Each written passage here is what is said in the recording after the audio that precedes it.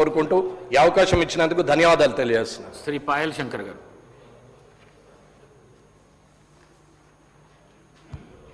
ధన్యవాదాలు అధ్యక్ష. ప్రతి విషయానికి తెలంగాణ రాష్ట్రం వస్తేనే అన్ని విషయాలు అన్ని సమస్యలు పరిష్కారం అవుతాయని గొప్పగా ఆలోచించిన దానిలో భాగంగా కూడా పరిశ్రమల విషయంలో కూడా ఉపాధి విషయంలో కూడా దానికి తెలంగాణ రాష్ట్ర సాధననే ఏకైక ధ్యేయం అన్నాం. ఈరోజు తెలంగాణ రాష్ట్రం వచ్చింది 12 సంవత్సరాలు అయిపోయింది. ఉమ్మడి ఆంధ్రప్రదేశ్ రాష్ట్రంలో వెనుకబడ్డటువంటి తెలంగాణలో ఏవైతే ఆదిలాబాద్ లాంటి జిల్లాలు ఉన్నాయో ఈరోజు కూడా అదే రకమైనటువంటి పరిస్థితి ఉన్నది. నేను ఎందుకు ఆ ఉదాహరణ చెప్పేటటువంటి ప్రయత్నం చేస్తున్నానంటే, పెద్దలు ముఖ్యమంత్రి గారు మంత్రులంతా కూడా దావోస్ వెళ్ళినప్పుడు వాళ్ళు దావోస్లో రాత్రి పడుకొని పొద్దున లేచినో లేదో కానీ ఇక్కడ మాత్రం పేపర్లలో 5 లక్షల కోట్ల పెట్టుబడులకు ఎంఓయూలు జరిగిపోయినట్టు, అదేదో వారం 10 రోజుల లోపల హైదరాబాద్కు వస్తున్నట్టు, దాని ద్వారా 15 నుంచి 18 లక్షల నిరుద్యోగులకు ఉపాధి అవకాశాలు కల్పిస్తున్నట్టు పేపర్లలో, అదైతే నాకు సొంతగా పేపర్లు రాసినటువంటి వార్తలు కాకుండా యాడ్లుగానే అనిపించినాయి. సరే పర్వాలేదు, ఏదైనా కూడా లక్షల కోట్ల పెట్టుబడులు ఈ రాష్ట్రానికి వస్తే అంతకన్నా గొప్ప సంతోషం ఏం కావాలని అందరం కూడా ఆలోచించినాం అధ్యక్ష.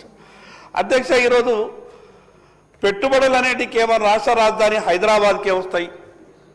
ఈ జిల్లా కేంద్రాలు మారుమూల ప్రాంతాలు ఎక్కడనైతే ఉపాధి అవకాశాలు లేనటువంటి ప్రాంతాల్లో పెట్టుబడులు మాత్రం వస్తలేవు.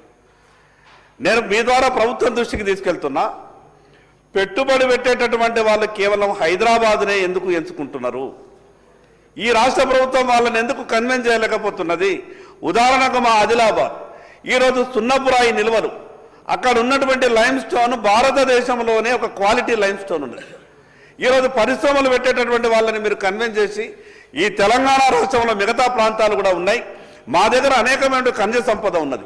ఈరోజు అక్కడ లైమ్ స్టోన్ ఉన్నది, మ్యాంగనీస్ ఉన్నది, లాటరైట్ ఉన్నది. ఈ రకంగా దాదాపు 15 నుంచి 16 రకాల ఖనిజ సంపద ఈరోజు ఆదిలాబాద్ జిల్లాలో ఉన్నప్పటికీ, అదేవిధంగా మిగతా ఖమ్మం జిల్లాలో ఉన్నప్పటికీ వెనుకబడ్డటువంటి ప్రాంతాలకు ఈ ప్రభుత్వం పెట్టుబడులు చూపించడంలో విఫలమైనట్టు అనిపిస్తూ ఉన్నది అధ్యక్ష. ఇంకో విషయం, ఇప్పుడు ప్రోత్సాహకాలు ఏదైనా కానీ పెట్టుబడి పెట్టేటటువంటి వాళ్లకు ఏ రాష్ట్ర ప్రభుత్వం ఏ రకంగా వాళ్లకు ప్రోత్సాహం ఇస్తే ఆ రకంగా ఆ రాష్ట్ర ప్రభుత్వాలకు ఆకర్షితులై పెట్టుబడిదారులు అక్కడికి వెళ్తా ఉన్నారు. ఈ తెలంగాణ రాష్ట్రంలో 2014-15లో ఏవైతే పరిశ్రమలకు ప్రోత్సాహకాలు ఉంటాయో 2014-15లో ఇచ్చారు.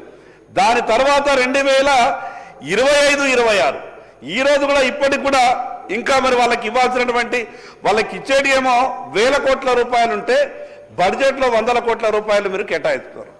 నేనేమంటున్నానంటే వాళ్ళు చేసే పని వాళ్ళు చేస్తలేరు, మనం చేసేటటువంటి మనం చేస్తలేము. మీ ద్వారా ప్రభుత్వానికి నేను విజ్ఞప్తి చేస్తా ఉన్నాను అధ్యక్ష. ప్రత్యేకంగా నా ఆదిలాబాద్కు సంబంధించిన సిమెంట్ ఫ్యాక్టరీని కేంద్ర ప్రభుత్వం రాష్ట్ర ప్రభుత్వానికి ఇవ్వడానికి సిద్ధంగా ఉన్నది. నేనేమంటే పెద్ద ఖర్చు లేదు. ఈరోజు కేంద్ర ప్రభుత్వం మీకే దాన్ని విడిచిపెట్టి మీరు ఏ రకంగా తిరిగి కేంద్ర ప్రభుత్వానికి డబ్బు కడతారో దాన్ని ఒక వాల్యూ డిసైడ్ చేసి కేంద్ర ప్రభుత్వం ఆ రకమైనటువంటి వెసులుబాటు మనకి ఇవ్వడానికి సిద్ధంగా ఉన్నది. కాబట్టి ఆ యొక్క పరిశ్రమని రాష్ట్ర ప్రభుత్వం తీసుకుంటే అక్కడ పరిశ్రమ పునఃప్రారంభమైతే వెనకబడినటువంటి ఆదిలాబాద్లో వేలాది మందికి ఉపాధి అవకాశాలు దొరికేటటువంటి అవకాశం ఉంటుంది. ఇంకొక ప్రశ్న అధ్యక్ష, ఈ రాష్ట్రంలో పరిశ్రమలకు భూములు ఇవ్వడానికి ఈ తెలంగాణ రాష్ట్రంలో ఎన్ని భూములు ఉన్నాయి? అవి రాష్ట్ర రాజధానికి ఆనుకొని ఎన్ని ఉన్నాయి? జిల్లా కేంద్రాలలో ఎన్ని ఉన్నాయి? ఈ విషయం చెప్పవలసిందిగా మీ ద్వారా మంత్రి గారికి విజ్ఞప్తి చేస్తా ఉన్నాను అధ్యక్ష. అదేవిధంగా నా ఆదిలాబాద్లో ఒక ఐటీ టవర్ నిర్మాణంలో ఉన్నది. దాన్ని ఎప్పటి వరకు పూర్తి చేస్తారు? ఆ ఐటీ టవర్ పూర్తయి దాన్ని ప్రారంభం చేస్తే అక్కడ ఎన్ని ఉద్యోగాల కల్పనకు ప్రభుత్వం చర్యలు తీసుకున్నదో మంత్రి గారు జవాబు చెప్పాల్సిందిగా మీ ద్వారా విజ్ఞప్తి చేస్తున్నాం. Thank you. శ్రీ ధన్పాల్ సూర్యనారాయణ గారు. హరీష్ రావు గారు.